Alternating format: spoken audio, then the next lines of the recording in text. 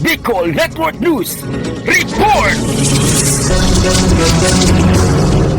Naglaan ng Department of Health Bicol ng 159,215,488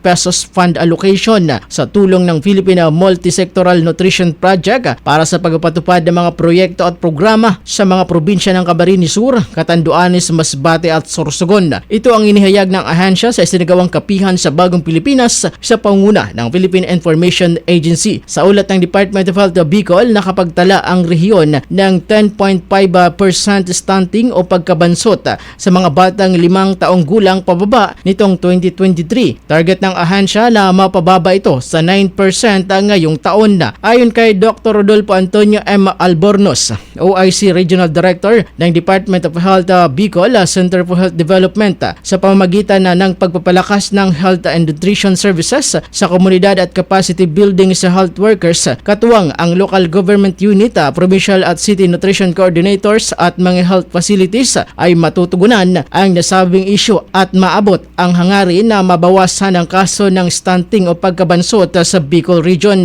Samantala, ang mga proyekto ay alinsunod sa Municipal Nutrition Action Plan, gayon din ang pagpapalakas sa capacity building at information system at PMNP Information System Support Package, assessment at technical management support gamit ang nasabing pondo. Para sa Bicol Network News, ito po si Mega Patrol number 28, Jomar Hestre.